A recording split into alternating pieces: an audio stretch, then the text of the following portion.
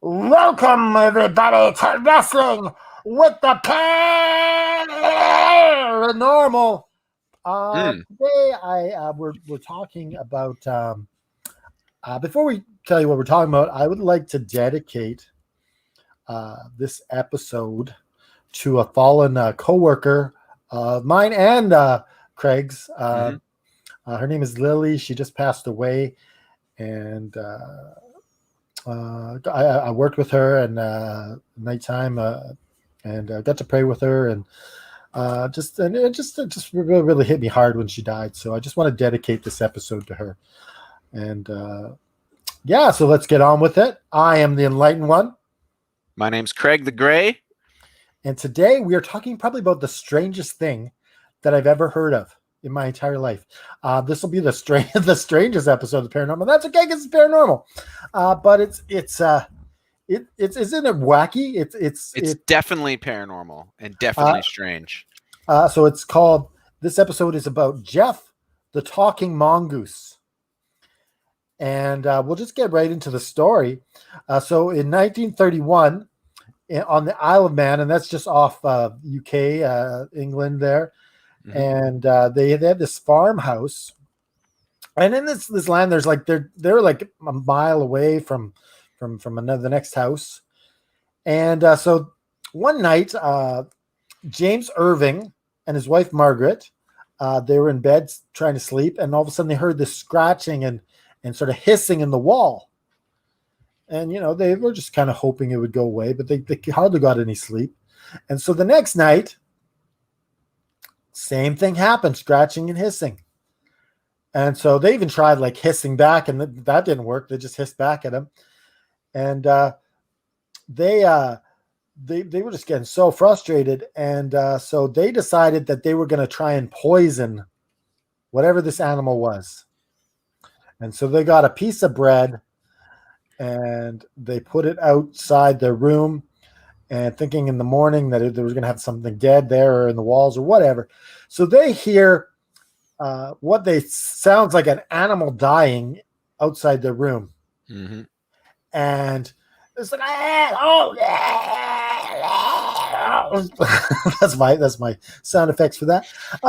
And so they're like, oh yeah, he's gonna be dead. And so they go out, and the bread is untouched. And so clearly at this point, you're like, what? This animal was playing us.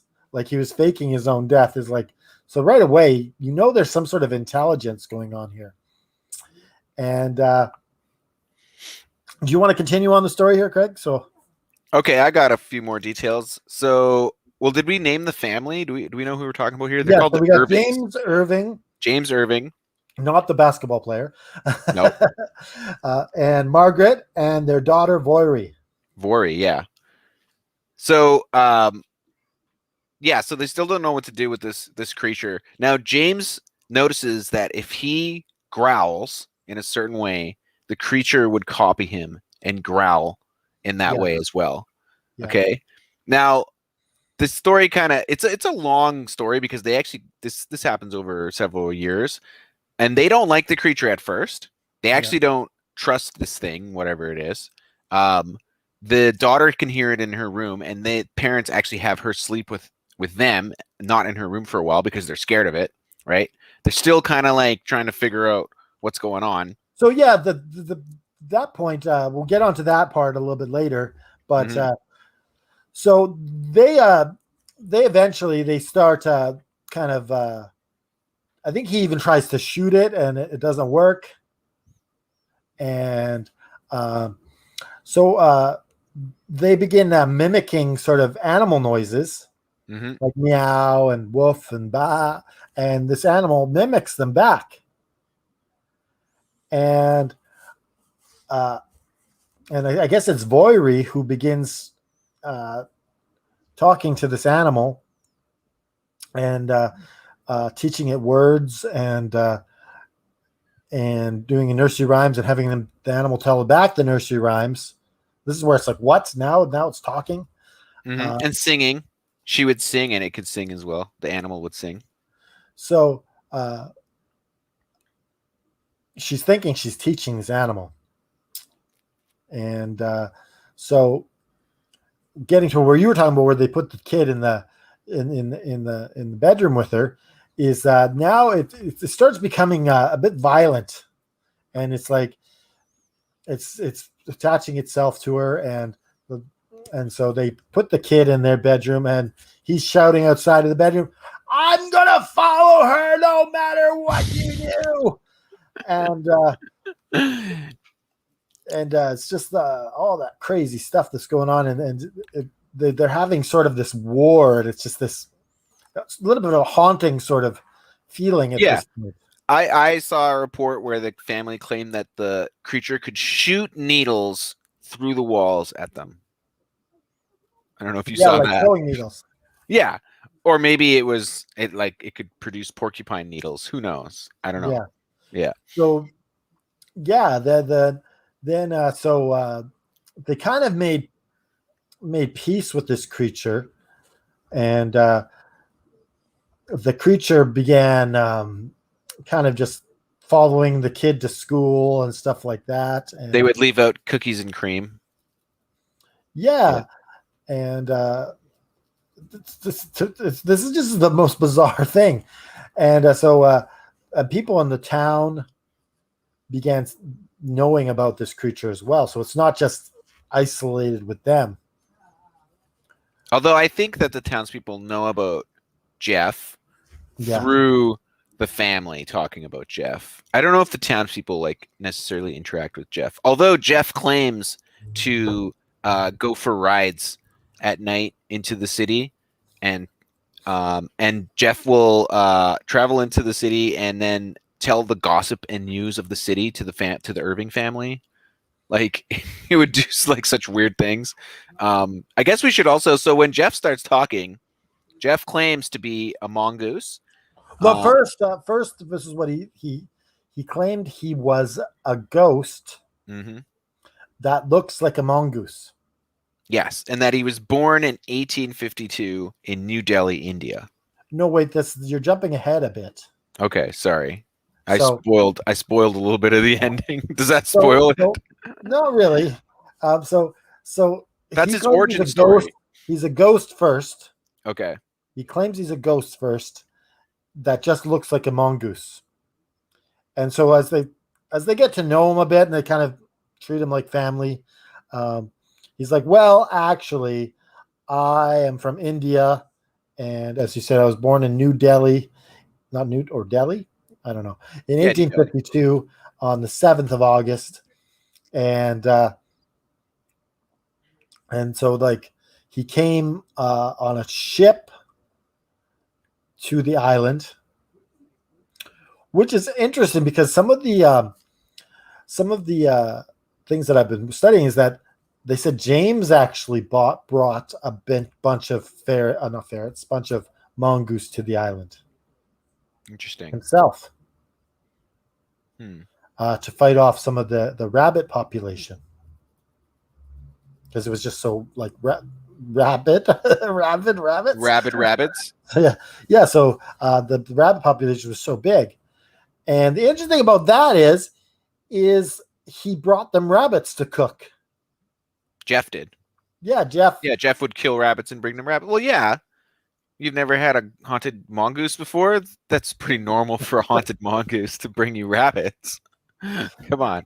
And so in exchange, they would give him bacon and sausage, and they would eat He's the a well-fed mongoose. yeah Ghost mongoose. Is he a mongoose then? He must be physical if he can kill rabbits, right? Yeah. So he's a ghost that has taken control of a mongoose, I guess. Or yeah, we'll get into what we think. All he's right. later. Okay. Sure. Yeah. Who knows?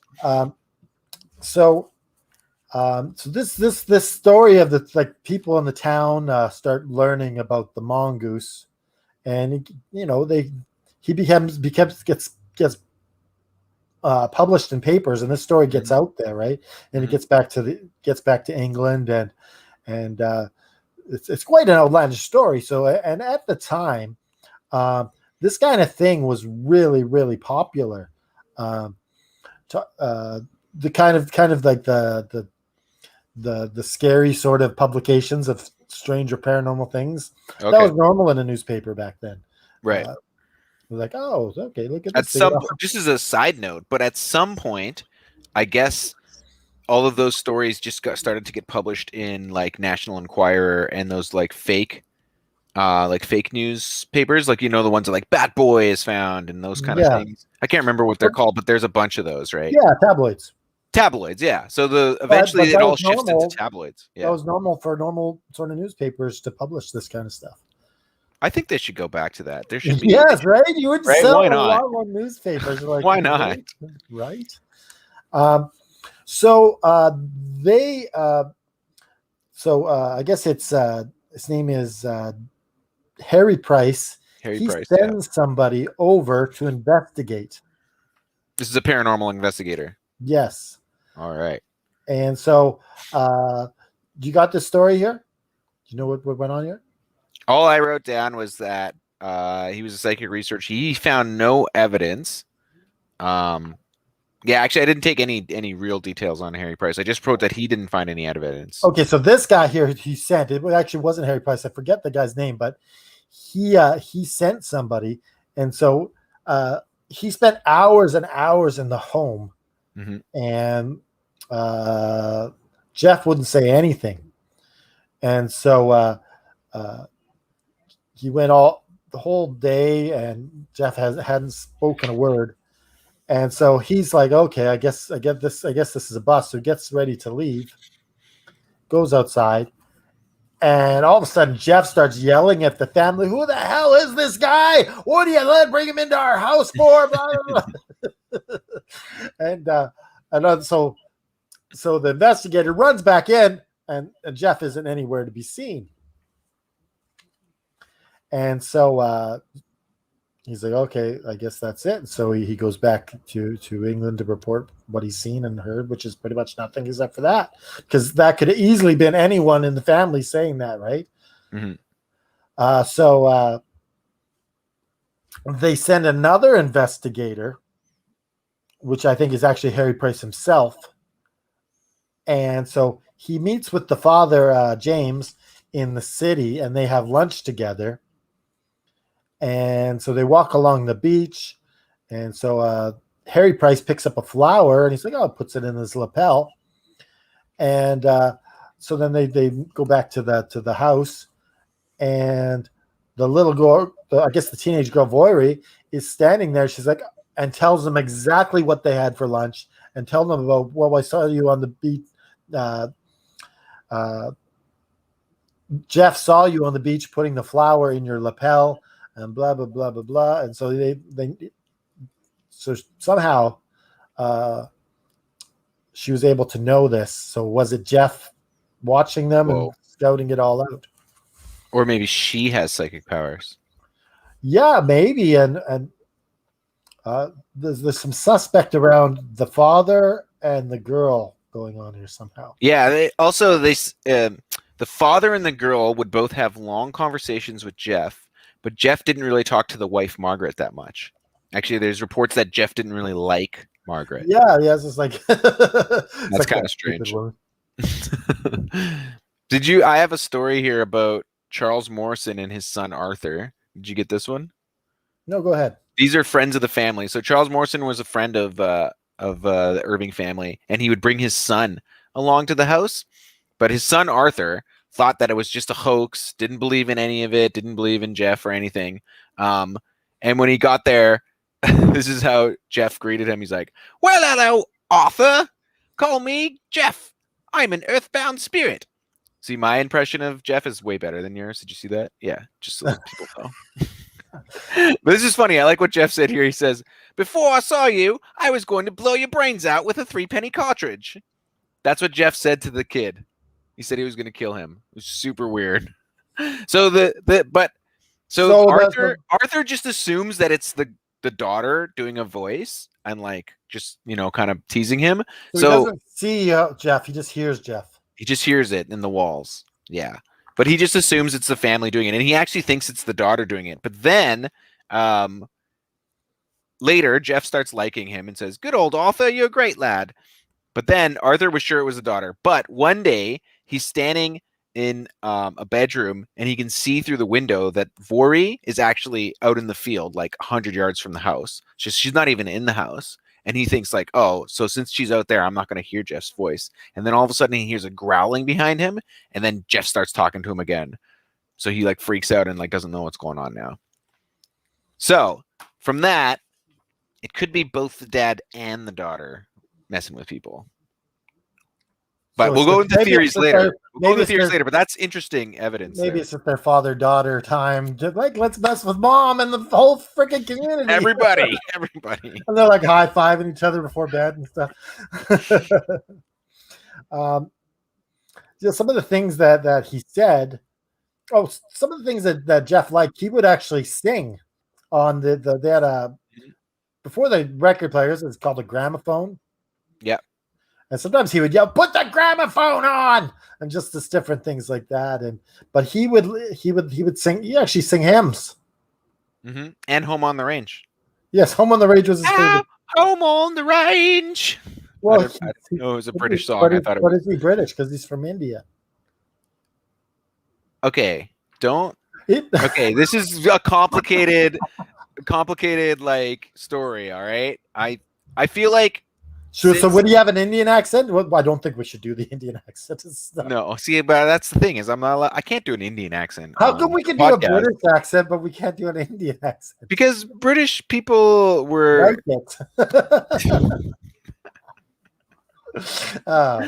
Just if viewers think that it's offensive for us to do a British accent, just write in the comments and we'll take note of it. Stop talking like that, please. Tea and crumpets. Top of the morning. So one of the things that he said was interesting. He goes, "I'll split the atom. I am the fifth dimension, the eighth wonder of the world." Like all in one bleh. Mm-hmm.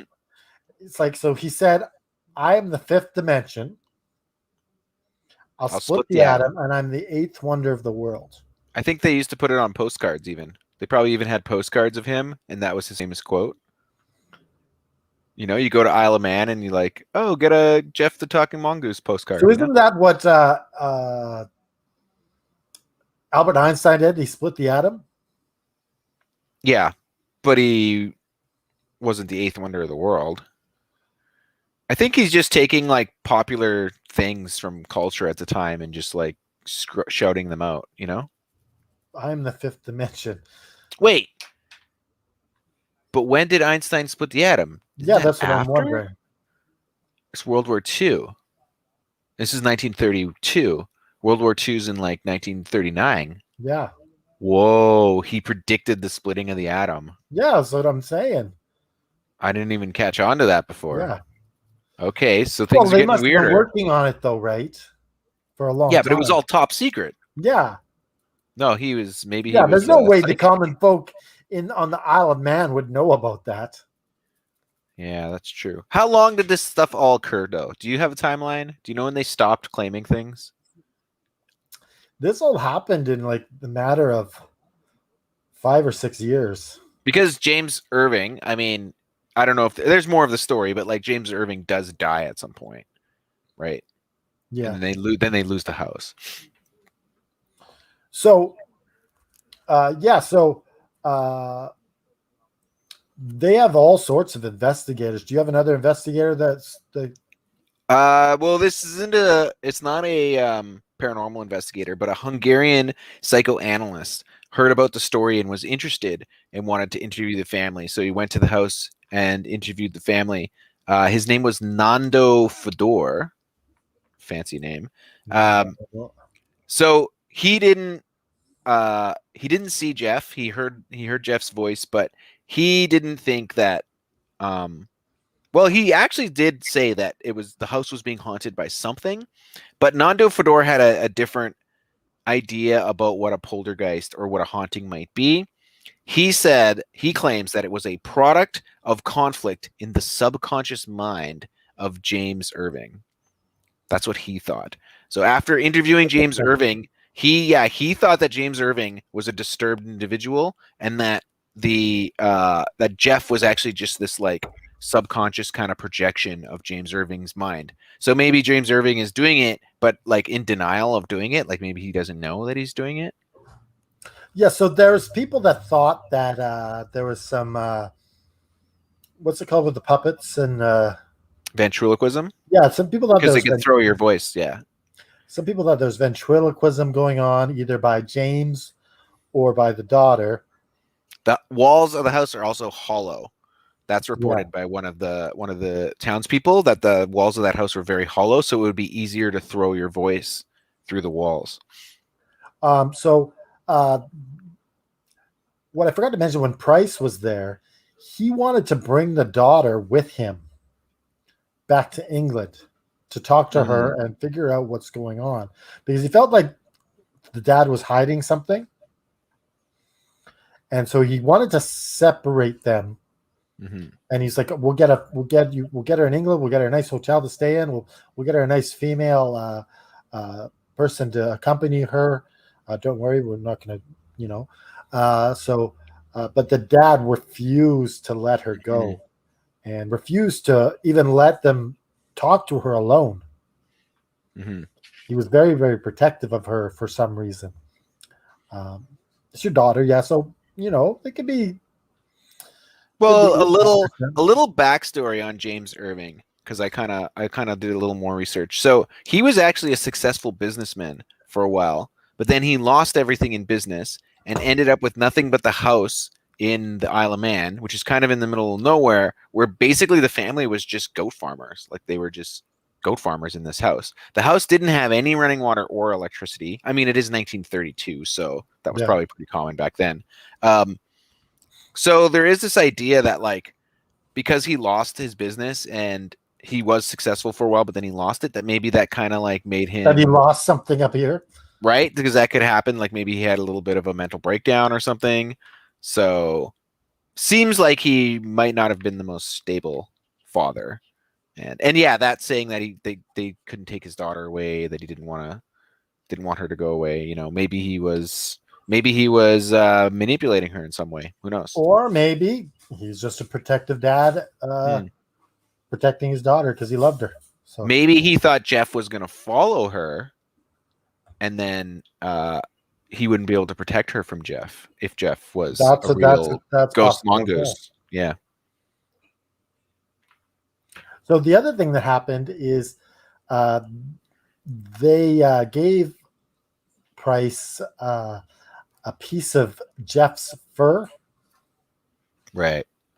And they studied it, and it was not mongoose hair, but it seemed like it was dog hair. And the other thing was that people were suggesting was that, and this happens a lot of times in poltergeist things, is that the ghost or spirit would go away at certain times to make the person look foolish who was claiming they existed. Are you saying this is like a real thing that poltergeists will do? Like when someone's there to... Yes, when someone's there to investigate, all of a sudden there's nothing that goes on. And if it's just to make the person claiming it to look like they're like me, it's even now you're looking like an idiot, right? So now you're looking even worse because no one's there to back up your story. Yeah. And it's also about, I guess, seclusion. So like there's power in numbers, right? So if you only have these 3 instead of like 20 people taking on Jeff, it's a lot easier for Jeff to dominate, right? Right. So possibly faking the dog hairs would be a brilliant strategy to make them look nuts. Because I think that in the end, it didn't profit them to tell this story. That's a good point to make. Unlike the other 2 hauntings that we've done recently, like Amityville Horror, and what was that house called where you could visit at Halloween? Oh, and you could stay overnight. Place. The Atkinson place, yeah. Oh, the Sally House. Sally House, yeah. Those 2 people made money off of. The Sally House, not very much, but still. But you know what I mean? Like they Yeah. profited in some way. Whereas, yeah, the Irving family never made any money off of the Jeff the Talking Mongoose story. They didn't charge people to go to the house. They could have probably. They Yeah. probably could have, right? At some point. They didn't make any money off newspaper stories. They never wrote a book, right? Actually, this is really interesting. Much later in life, Vori did an interview. She died. She lived to 1995. So, but later in her life, she did an interview, and up to that date in her life, she still said 100% that it was real and that Jeff was a real thing and he was her friend. And so she never came clean or said like, oh Yeah, no, that it was was in a hoax. 74, I think she said that. 74. Yeah. Yeah. So like that's 50 years later, right? Yeah, it's a long time to if it was a hoax, it'd be a long time to hang on to it and keep it going. Yeah, because And the parents are long gone. yeah, and she's not making any money either way, one way or the other. She never wrote a book And or so anything. I think so she refused to talk about it up until 1974. People probably tried to interview her. Yeah, she's like no, and then so she finally she says she tells the story, says, it was real and I wish it hadn't happened. Wow. So Okay, here's the thing about, are we getting into theories of whether we think it's real or not? I think we've covered the story pretty good, I think. Yeah, like I said before, James Irving dies. I didn't put the date down. But they lose the house. And the next, actually, there's the last bit of the story. The next tenants don't hear Jeff at all, but they kill a mongoose. They kill a strange looking mongoose. And then they claim it might have been Jeff. But Voiry actually seen the picture and said it wasn't him. Right. It could have just been a normal mongoose. So yeah, they actually had pictures that Yeah, only Voiry was able to take pictures of the animal, but they were kind of, you don't really see what it is. But so yeah, let's get into the theories. Put up the theory graphic on the screen. How do you spell theories? Theories. It's theories time. Theories time. Is that how you spell theories? Time. It's theories time. Dun, Time dun, dun, to dun, do dun, the theories for the show. theories. We do that every week. Yeah, it's a running gag. It's our thing, yeah. Every week. Okay. It's not the first time. Here's something that I think is interesting. I remember when you first told me about Jeff the Talking Mongoose, you said we should do an episode on it, and you said it was ridiculous and it was definitely a hoax. But let me just put this thought in your head. But I hadn't researched it yet. Researched it. I just this is stupid, but it sounds like a fun show. And as soon as I heard it, I was like, my mind was totally blown.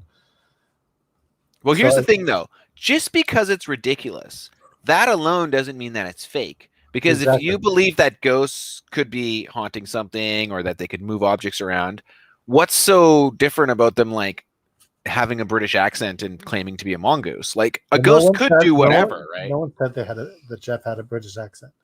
Well, I'm saying that Jeff. It's your theory that he has. You're like, I like the idea. He's got a British accent. Isn't the Isle of Man British? I believe it is. Yeah, I'm gonna look this up. I could be completely wrong, but you know what I mean? I think we're just so used to ghost stories being really somber or serious or scary, and they always make those videos where they have recordings of ghosts making weird noises and kind of saying weird words in this deep voice. But why couldn't a ghost just be like, "Hello, I'm Jeff," So, theory number one. It's a cryptid. Yeah, could be. From probably another. Maybe it is. He said, "I'm the fifth dimension." Maybe the fifth dimension is just talking mongooses, or just creatures like Jeff. Yeah. Does he say he says he's a mongoose? Yeah, he says, "I'm just a clever his story changes. Oh, also he says he has hands at one point. He says, "I'm a freak and I've got hands, and if you saw me, you'd freak out," or something like that. Yeah, so they say remember he he's got said a something little like bit that. of human hands going on there, like Yeah, really big hands for a should mongoose. probably look at a picture of a mongoose. It's probably Try to got get a. little dainty little hands. But yeah, I mean, oh man, mongooses are weird looking. Like I think that the fact that they never made any money makes me feel like it's not fake. Like something was happening. Yeah, like either. Okay, so theory number one is a cryptid. What do you think theory number two is? What do you got? Well, we could just theory number two is you take Jeff at his word, and he is a a ghost who died in 1852, and he is, I guess, taken over a mongoose's body. If that's kind of what he's claiming. I mean, he's a ghost and Well, he's a mongoose. he didn't say he's taken No, he over a didn't say mongoose. that's true, but he said he was a ghost. He died, Well, and his then he said he was story a changed mongoose. that he said I'm just a really clever mongoose, and I was born in India in Oh, 1852. so he's an Indian mongoose. Yes, See, I always thought he was like an Indian human. But you're right. I guess maybe he's saying he's a clever mongoose, and he's just always but then later he's claiming he's the fifth dimension. So there's three different claims right. that he makes. One, he's a Yeah. ghost. One, he's just a really clever mongoose. Three, that he is from another dimension. So the other, Well, now the townspeople theory. A lot of people thought that James Irving was. Some people actually think now, when people theorize about it now, that he might have had multiple personality disorder, and that Jeff was one of his personalities. That's another theory. they called the haunting the Dalby spook as well. Right. So it wasn't just Jeff the talking mongoose. The Dalby spook, it sounds a lot scarier than Jeff the talking mongoose. And the castle's called Dorlish Cashin. Yeah. It's the name of the house or something. Yeah. So theory number three. So we have the cryptid, which is from another dimension. Your theory was what? That he's a ghost? Yeah, I take him on his word that he's a ghost mongoose from 1852. Who knows what he was doing for 80 years, but so he's just a. Next theory is, could he be a demon possessing a mongoose? could be. Because theories. So yeah, could he be a demon possessing a regular mongoose? Because this mongoose is eating demon theories. So yeah, But he's not being that bad. well, he's saying I could kill you. He does say that to people a lot. He keeps he keeps the threat alive, right? It's just he does say that, but maybe he's more like a wrestler. I could kill you, but I won't. Like that's like it's kind of like he's just like a wrestler, like he's like he's just kind of playing in the heel a bit, like, oh, I could kill you if I want to, but I'm not going to. It's just like he's just like trying to be tough. Yes, that threat there is hanging over their heads, right? Do you have another theory? Those are the three theories. It's definitely stuck. It's one of those stories that has stuck in the in the social consciousness of people. Like lots of YouTube videos on it. Lots of people have talked about this. It is just really interesting. So I don't know. This is what I love about doing this show, is that we get to research these really weird stories. I would have never heard of this before. No, I stumbled upon it by accident. I was like, okay, what should we do the show about? And I came across this, and I was like, okay, this will be a light episode, and we'll just debunk the crap out of it. But we come to no conclusion if this is true or fake. Mm-hmm. Right. It could be either. Like we can't say, yeah, this is fake, or like I don't know if it's real or fake. What about you? I don't know either. Too bad we didn't have a surprise guest. What? We have a guest. If we had a surprise guest from the fifth dimension who could maybe clarify things for us, that would work a lot better. What is going on here? What are you doing? Ah! Hello! Who are you? I'm Geff. Geff. Hello, Geff. I'm Jeff's brother, and I can confirm many things about your episode. Okay. First, I will kill you Whoa. with a 3-penny piece. Okay. Don't kill me. Also, Jeff definitely speaks with a British accent. All does. talking mongooses have British accents. This is a well-known fact of the fifth dimension. So which of our theories is correct? Jeff was a ghost from 1852, and I'm his brother, and I can prove it because I've still got his pen.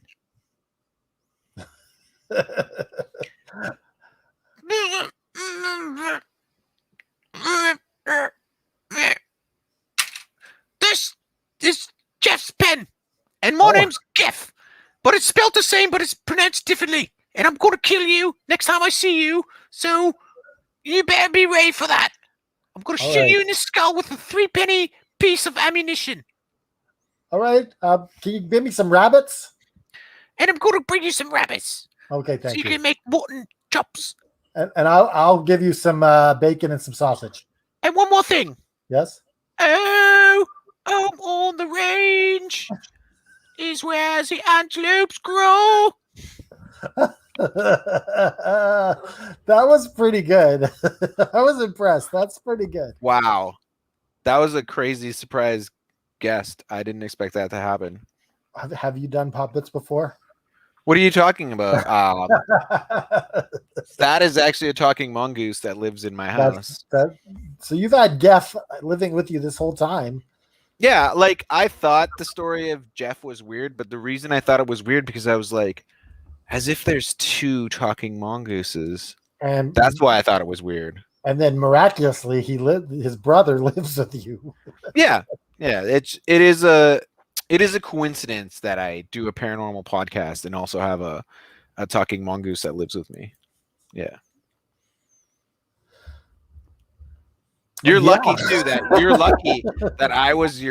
I'm one of the hosts, because nobody else who lives in this house can actually capture any footage of Geff. Yeah. Yeah. Yeah. So I after seeing that, I'm pretty sure that Jeff is real. Yeah. Because Geff is real. Exactly. Right. If one talking mongoose exists, then why not 2? Yeah, and so his more famous brother, I wonder if he's got a chip on his shoulder over the fame. Oh yeah, of his brother. Like, that he's like, I don't get not notoriety. He gets it all. Like, I should really try to make a postcard or something. Yeah, see if you can reunite the brothers. Oh my God, that'd be amazing. Get them both on the show. Oh my God, that would be so good. Oh man, this is ridiculous. So yeah, we're not running out of ideas. Is that who said that? That's not what's happening. No, we have so many ideas for quality podcasting. But Jeff the talking mongoose is probably the strangest thing. Getting back to the ghost theory,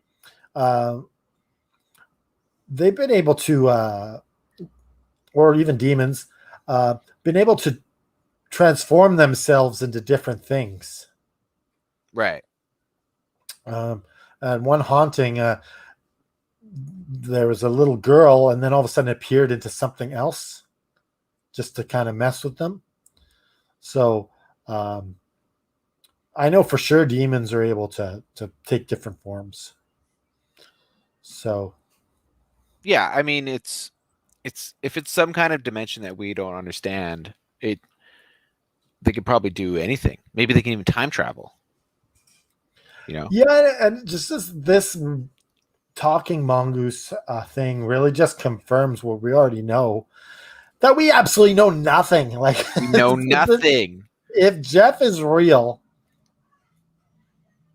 Men in Black then, was pretty weird too. I mean, most paranormal stuff is weird, well, but I guess we get used to certain things like ghosts and like even demonic possessions, like things that appear in movies a lot. I think we kind of get used to it as a concept, like aliens, even, right? Like we kind of get used to it, but there hasn't been a movie about a talking mongoose. well, Like the if there was thing a bunch about of movies about talking mongooses, maybe it would seem more normal. side note, in England right now, there's a talking duck. Well, Not England, sorry, Australia. There's a talking duck Hey. right now in In Australia. Australia, Australian duck. Give me some There you blooming go. crackers. Come on, mate. talk to my baby. So it's more of a parrot thing where it's oh, it's like talking. for real. It's like you can hear recordings of it. Yeah, it's a parrot duck. A parrot duck. Yeah, so All right. he's learned to talk, and so he just says things that. Well, I the did dad- ask. We could do a whole episode on talking animals. I think we found the only. If there's more, maybe there's only two. I don't know. Well, this one is not paranormal. It's just a parrot sort of idea. But Right. Yeah, mimicry. um, Mimicry. yeah, so I guess for me, why Jeff is so strange is because you look at all these like hauntings and stuff, and they're just quick, momentary, scary or sinister things. And But this Jeff goes lasted on for where, years. yeah, where they form this relationship, and I guess it even urinated in the walls, and you saw the pee coming through the walls and stuff, trickling through. That's really disturbing to think if it was the daughter. That's taking it a bit far. It's like, I gotta go pee in the Or wall the now. or the dad. He's like, I gotta go pee in the That's wall. weird. But the neat thing is, if it was a hoax, it was so well done that we can never question whether it was fake or not. Like, it's just one of those things where it's just balanced out so well. You're like, I don't know which way to decide on it. I have a question.